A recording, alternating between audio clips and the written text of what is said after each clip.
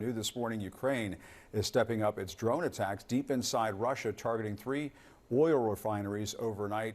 This new video coming into CNN shows one of those attacks. A Ukrainian defense source tells CNN these attacks were part of a special operation to go after Russian oil reserves and cut a major source of revenue for Moscow. It comes as the White House announced a surprise $300 million military aid package to Ukraine as Kyiv is running dangerously low on ammunition. When Russian troops advance and its guns fire, Ukraine does not have enough ammunition to fire back. That's costing terrain, it's costing lives, and it's costing us, the United States and the NATO alliance, strategically. CNN Pentagon correspondent Oren Liebermann is following the story for us. Oren, what's in this new package?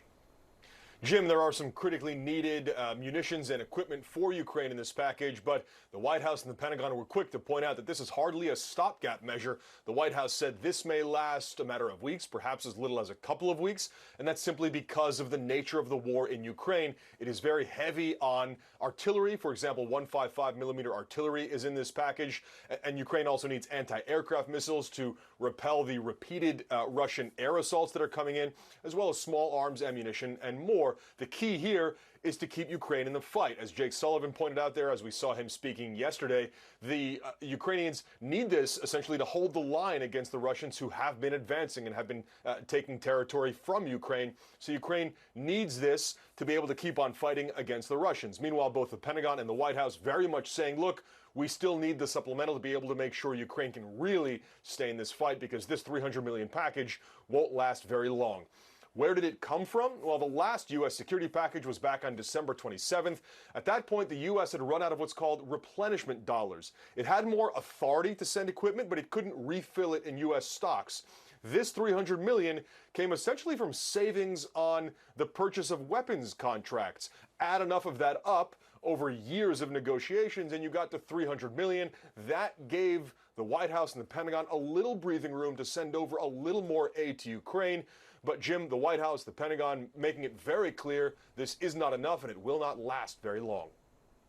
Yeah, it's a fraction of what is said to be needed right now. Oren Liebermann, thank you very much. The White House's request for a $60 billion aid package remains stalled in the House after passing the Senate. Today in Washington, a truck with a large screen will circle the Capitol all day, playing an ad put together by the group of Vote Vets urging action on Ukraine funding using the words of Ronald Reagan. Take a look. You all knew that some things are worth dying for. One's country is worth dying for, and democracy is worth dying for, because it's the most deeply honorable form of government ever devised by man. And retired U.S. Army Lieutenant Colonel Alexander Vindman joins us now. He's a senior advisor with Vote Vets. And Colonel Vindman, great to have you on the new program. Thanks a lot for stopping by. Appreciate it. I want to talk to you about the ad in just a moment, but first let's talk about this $300 million. I mean, is this the equivalent of sort of looking under the sofa cushion in the Pentagon budget to help the Ukrainians over there? It's a drop in the bucket in terms of what's needed. It is, frankly, I'd say in Pentagon dollars, that is seat cushion, you know, what you find in your seat cushions. Yeah. It's not going to take them very far. I think the key point to this is that there is about $4 billion in presidential drawdown authority. There is not replenishment dollars to be able to refill the stores, but the president does have the ability to use those funds, and we need to start thinking about severing the replenishment from the drawdown. Why? Because the fact is that we have additional resources. We have padded our stockpiles and stores to fight our own wars in case our own troops are involved. But like I said, they're padded. So it means you have some extra breathing room. You could apply some of those resources to help Ukraine win, and then put the onus on Congress to pass additional money to make sure our cupboards aren't bare in case our own troops are at risk. We need to move in that direction now. That's probably one of the critical things we could do in order to sustain the war effort until Congress passes the $60 billion supplemental. Yeah, and that Vote Vets ad, let's talk about that a little bit. Why use Reagan? Well, I think the fact is that Reagan probably is one of the most thoughtful in terms of thinking through the dangers of authoritarianism. He oversaw the final stages of the end of the Cold War, and I think he captured the spirit of the United States, which is facing down authoritarianism, nurturing democracy, And we are trying to remind the Republicans of their roots, that they were the party of national security and defense. Clearly, that's not the case now. This was Reaganism. Yeah. Reaganism was to stare down the Russians, call their bluff.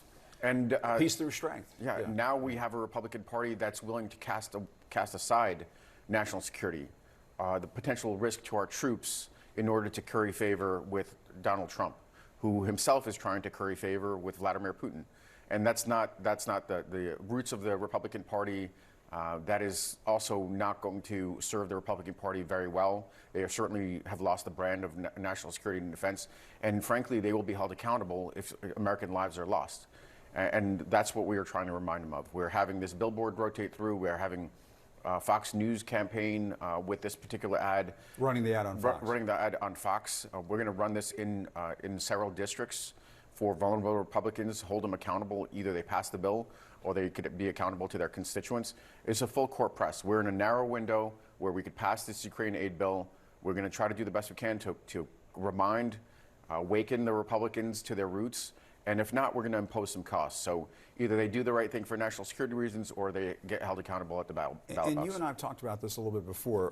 In an interview with state media, Putin is he's doing some saber rattling again, talking about using nuclear weapons. He seems to do that every 6 months or so. What's your sense of that? I think the fact is, those have rung hollow with me since the beginning. Putin acts on the basis of regime preservation, regime survival, aggrandizing, empire building. Nuclear weapons are the road to destruction, mutual destruction. So those are really hollow threats. And, we saw a recent report about the fact that the administration was deeply concerned about some saber rattling in the past. I think that's intentional.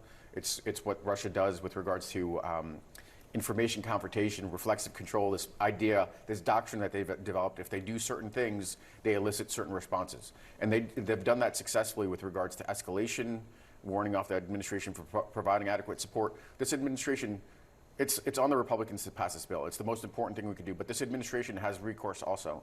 It could provide additional support through the Presidential Drawdown Authority. It could dip into Russia's central bank assets that are frozen and pass those off to Ukraine. That's an easy thing for the administration to do. The administration has a decision that it's on with the president to lift some severe restrictions on contractors in country. That's critical because we provided masses of equipment to Ukraine without any means to support them. The question is whether, the question is how much the administration can do at this point. The $300 million is an indication that, that they're running out of unilateral options. But as always, Colonel Vindman. Thank you. Thanks a lot for your time. We'll be on the lookout for that billboard and that ad. Maybe not playing on this channel as much, different channel. Interesting to watch. We'll cover it. We'll blanket everything. We're going to do everything we can to be effective and make sure that we leave nothing on the table to get this aid bill passed. It's critical for U.S. national security, and that's what VoteVet does.